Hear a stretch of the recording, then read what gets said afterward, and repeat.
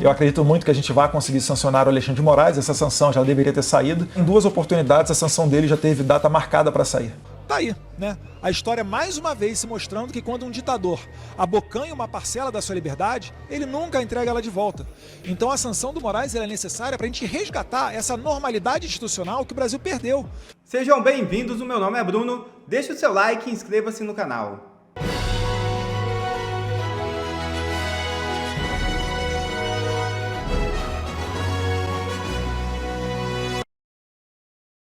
Ayatollah emite ordem para matar Donald Trump e Netanyahu.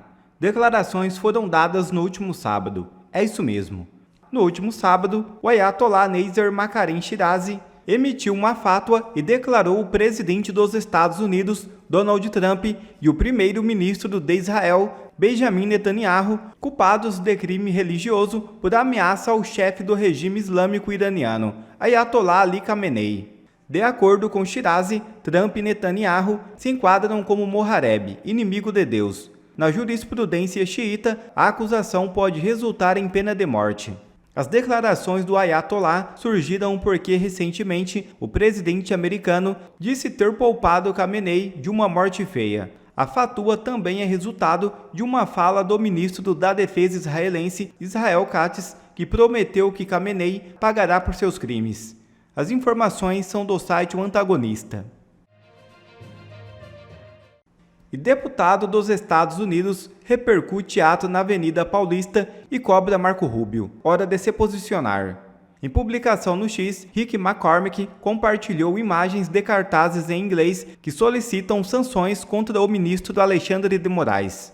Na publicação, o republicano afirmou que milhões tomaram as ruas do Brasil e cobrou uma posição do secretário de Estado dos Estados Unidos, Marco Rubio. Chegou a hora de se posicionar, escreveu o parlamentar. Rick McCormick já havia demonstrado apoio às sanções contra Moraes em fevereiro.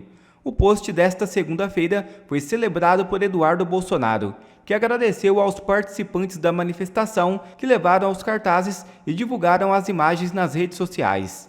Em entrevista ao SBT News, o deputado licenciado disse que as sanções dos Estados Unidos contra Moraes teve data marcada para sair por 2 vezes.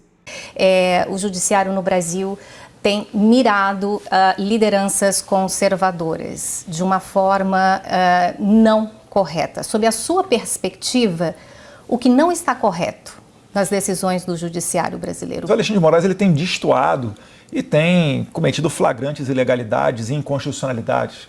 Né? Por exemplo, você vai correr politicamente para condenar o Jair Bolsonaro, porque ano que vem, ano de eleição, e ele não quer fazê-lo ano que vem.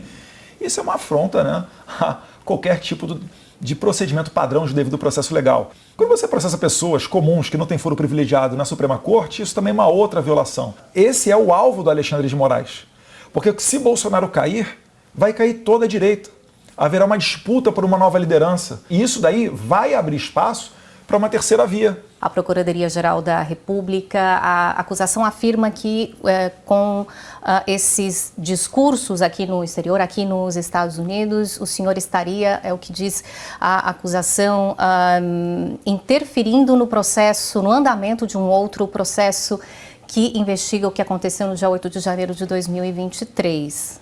Como o senhor rebate essa afirmação? Eles tentam me descredibilizar primeiro, dizendo que a minha ação aqui é uma ação totalmente pessoal para salvar o meu pai, Jair Bolsonaro. Mentira. O Jair Bolsonaro nunca esteve na mesa das conversas que a gente tem aqui, seja na Casa Branca, seja no Congresso. É óbvio que a gente deseja uma anistia, porque isso daí significa o fim da perseguição política no Brasil. E não existe um ataque à soberania brasileira. É que o Brasil cada vez mais está indo por este caminho ditatorial, onde é criminalizado fazer oposição. Não dá para encarar isso daí como uma democracia normal. Como o que aconteceu no dia 8 de janeiro de 2023 deveria ser investigado? Sim. Olha, como todas as manifestações da esquerda antigamente foram investigadas. Eu já vi policial legislativo tomar flechada na perna. Essas pessoas não foram sequer detidas. Eu já vi manifestações do MST onde 30 policiais militares foram feridos, dentre eles mulheres, pessoas que tiveram que tomar ponto na cabeça, traumatismo craniano. Ninguém foi para a cadeia. O 8 de janeiro, em que pese lamentável, triste, pode-se dizer até repugnante, Foi um quebra-quebra de portas, mesas, não saiu ninguém ferido, não teve um tiro, não teve uma arma apreendida e ainda assim essas pessoas são acusadas de abolição violenta do Estado Democrático de Direito, formação de quadrilha armada. Foi em abril, o Departamento de Estado aqui dos Estados Unidos anunciou uma política de restrição de vistos a estrangeiros e lideranças de outros países que atuem de forma a censurar americanos ou empresas americanas. Não houve naquela publicação, nessa determinação do Departamento de Estado, citação a nenhum nome de pessoa específica ou ao país. O senhor vê uma relação da decisão que foi tomada pelo Departamento de Estado com a realidade brasileira? Com certeza, né? Você pode ver. Mas a decisão foi estimulada pelo que acontece no Brasil? Com certeza. O Brasil é um laboratório para essas ideias de censura e causa uma grande preocupação. Os Estados Unidos têm que sancionar o Alexandre de Moraes para se proteger, para evitar que esse vírus venha para cá. O senhor está aqui nos Estados Unidos licenciado, uma licença não remunerada. Sim. Esse licenciamento da Câmara tem um prazo? Até final de julho eu tenho que retornar ao trabalho. E o senhor já sabe o que vai fazer? Quais são os Eu ainda não tomei essa decisão. Pode falar? Sim. Não, eu posso falar aqui em primeira mão para vocês, né? Eu ainda não tenho uma decisão tomada com relação a isso, até porque eu tenho que conversar com a minha esposa, isso passa pela família, passa por outros fatores, mas é muito provável de que eu não consiga retornar ao Brasil a tempo. Eu acredito muito que a gente vai conseguir sancionar o Alexandre de Moraes, essa sanção já deveria ter saído. Em 2 oportunidades, a sanção dele já teve data marcada para sair. E só não ocorreram devido a instabilidades políticas. A última delas foi o bombardeio de Israel ao Irã, e isso daí tomou a atenção de toda a Casa Branca, senão Moraes já estaria sancionado. Críticas, às vezes com elogios, é o trabalho que você conduz de conscientização sobre a situação do judiciário brasileiro aqui nos Estados Unidos. Qual a sua avaliação até esse momento, depois do seu exílio, de como as coisas se desenrolam nesse sentido? Na verdade, meu exílio eu costumo dizer que foi um tiro no pé, porque acelerou os nossos trabalhos aqui dentro. Graças a Deus, durante anos eu já venho fazendo esse trabalho, porque é muito complicado você chegar aqui na porta do Congresso mais disputado do mundo, da Casa Branca, onde diversas pessoas de várias nacionalidades vêm com alguma demanda, e você conseguir ter essa abertura de porta e um espaço para levar as demandas brasileiras. E, na verdade, eles já sabem muito bem o recado, porque isso não se trata apenas de Brasil, o que já seria importante e suficiente para merecer a atenção dos americanos, mas passa também por preservar a jurisdição norte-americana. Quando você fala para eles das todas as questões, por exemplo, que o Alexandre de Moraes tentou extraditar o Alan dos Santos, não teve sucesso, porque tratava-se de crimes de opinião. Quando você vê que ele estava emitindo mandados de prisão contra cidadão americano por tweets que eram feitos a partir do solo americano, isso fere de morte, toda a história dos Estados Unidos, começando com os Founding Fathers, a primeira emenda. Então eles levam isso muito a sério, e eu fico muito feliz que a gente tenha conseguido chegar num estágio tão avançado, tão próximo de sancionar o Alexandre de Moraes. Sancionar o Alexandre de Moraes é o primeiro passo para que a gente tenha uma janela de oportunidade de resgatar a democracia e a normalidade institucional no Brasil. Espero que isso ocorra o mais prontamente possível. Você falou ao Financial Times, em uma reportagem recente, que se você tivesse que apostar uma casa nisso, você apostaria de que vai acontecer. E nessa semana a gente teve 2 desenvolvimentos que foram, primeiro, a audiência na qual Paulo Figueiredo falou no Congresso dos Estados Unidos, e depois o julgamento das redes no Brasil, onde se optou por fazer com que não valesse mais o artigo 19 do Marco Civil da Internet e os provedores pudessem ser responsabilizados pelo conteúdo postado por usuários. A sua observação é que essas 2 coisas tiveram um impacto também na observação dos americanos quanto ao que acontece no Brasil? O que eu posso te garantir é que eles estão cientes. Até porque a assessoria informal de alguns ministros da Suprema Corte, jornalistas da grande mídia que falam que têm acesso até no celular a essas autoridades, falaram que receberam um input, receberam talvez uma informação vinda dos Estados Unidos, como disse a Daniela Lima, por exemplo, da Globo News, falando sobre essa questão de regulamentação da internet, e que os ministros fizeram questão de expor na Globo News que não se preocuparam e resolveram regulamentar a internet, passando por cima dos direitos como a primeira emenda norte-americana e forçando as plataformas a se responsabilizarem por aquilo que é postado pelos usuários, o que também é uma clara inconstitucionalidade. A nossa Constituição prevê, em diversos dispositivos, ainda que de forma tácita, que ninguém pode ser responsabilizado por um ato de terceiro. É dizer, o seu filho, o seu amigo ou uma pessoa comete um crime, e você, que não deu causa àquilo, vai ser condenado não faz sentido nenhum, né? Então o Brasil ele inaugura um novo modelo de censura que tem a grande chance de exportar para o resto do mundo. Então isso daqui, a gente traz essa mensagem também para o governo dos Estados Unidos para falar, olha, a gente tem uma urgência nessa questão. A gente sabe que os Estados Unidos estão preocupados com a guerra do Irã, é um tema prioritário, sem sombra de dúvida, né? Uma guerra nuclear, uma terceira guerra nuclear, uma terceira guerra mundial, mas por outro lado também é necessário dar atenção a essa causa, que quanto mais tempo passa, mais o regime vai se consolidando. Outra das questões que se discute é como isso também poderia, uma eventual mudança do judiciário acontecer por vias internas no Brasil e é discutida a questão eleitoral. Mas uma das coisas que se discute é que no Brasil existe uma casca burocrática muito grande, um patrimonialismo muito grande, de centrão, de interesses que já são antigos e que isso pode impedir que haja no Congresso eventualmente uma articulação nesse sentido. Mesmo exilado por isso que tem que isolar e sancionar o Alexandre de Moraes. O Congresso, por exemplo, já quer aprovar a anistia. Por que não vota? Porque o Alexandre de Moraes ameaça. Tomou gosto, principalmente depois que circulou no plenário, eu posso falar porque eu estava lá, né, preservar minhas fontes, mas deputados que vinham falar para mim, olha, Eduardo, é uma sacanagem que estão fazendo com o Daniel Silveira, mas eu vou ter que votar porque o presidente, o líder do meu partido, falou para eu assim fazê-lo, ou, não, é só uma semana que ele vai ficar preso, depois vão soltar. Tá aí, né? A história mais uma vez se mostrando que quando um ditador abocanha uma parcela da sua liberdade, ele nunca entrega ela de volta.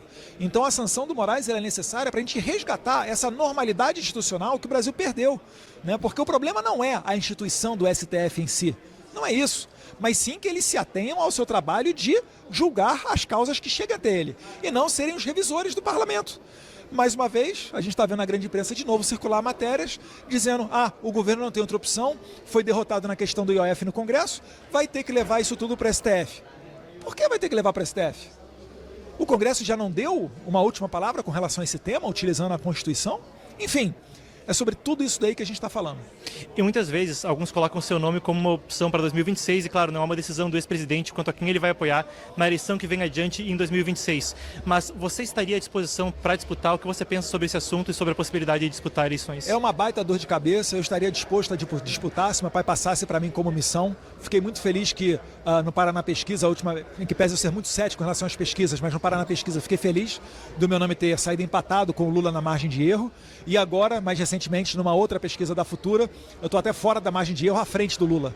Então até o centro já está vendo, já está precificando a eleição de 2026 como sendo uma eleição mais para a direita do que para a esquerda. E eles estão migrando, sinalizando cada vez mais de vir para o lado de cá.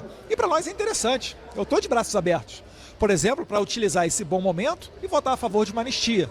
Mas mais uma vez, não só a anistia, como o meu retorno ao Brasil, como a eleição de 2026, vai passar por sancionar o Alexandre de Moraes. Só para finalizar, existem mais de 20 parlamentares com problemas dentro do STF, parlamentares que estão despontando para serem eleitos senadores ano que vem, que podem ficar de fora do pleito a depender da decisão que o STF tomar. E eles estão de olho nisso, né? Certamente eles não vão querer permitir que senadores que possam ser eleitos ano que vem votem eventuais processos de impeachment contra eles próprios do STF, notoriamente o Alexandre de Moraes. Até pela sua experiência com outros experimentos direitistas internacionais, como o CIPEC, conhecendo o que acontece na Hungria, que é um tópico que você recentemente trouxe à tona de Orbán, o que acontece nos Estados Unidos, eu queria ouvir uma reflexão sua também a respeito do desenvolvimento do que se chama de direito no Brasil ao longo desses anos, porque você é uma pessoa que às vezes busca furar a capa mais superficial do período eleitoral e falar sobre desenvolvimento de discurso, desenvolvimento de militância, de base, e queria ouvir uma avaliação tua agora em que condição os direitistas veem nesse estado para a eleição seguinte. Alguns críticos dizem que não há um desenvolvimento, que é um desenvolvimento que vem atrasado de discurso, de militância, de como articular uma coisa, mesmo eventualmente um partido, que é uma tentativa já de longa data. Na verdade, a gente está, em relação aos Estados Unidos, por exemplo, a gente está atrasado uns 40, 50 anos, né? Basta ver o próprio CIPEC, que eu tive a oportunidade de levar para o Brasil a partir de 2019, é um evento que já ocorre nos Estados Unidos desde 1973. Começou lá com Ronald Reagan, na mesma década que surgiu a Heritage Foundation, que é o exemplo de think tank, de debate de ideias, para amadurecer politicamente, né, o país e as políticas nacionais. Mas eu tento construir isso daí a duras penas. Né? Nós nunca tivemos um partido, agora tem o PL, tem pouco apoio do PL, tá, para desenvolver as minhas pautas, gostaria de ter mais espaço, mas a gente vem fazendo por onde, né? Gastei muito do meu bolso já, tá?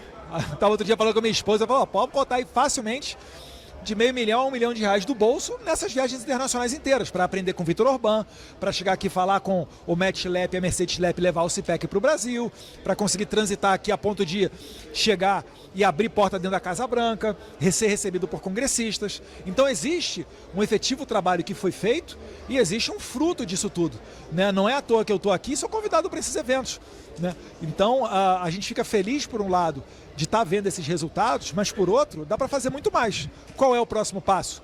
É ter um financiamento organizado para que você faça eventos, livros, né? Por exemplo, a Heritage Foundation.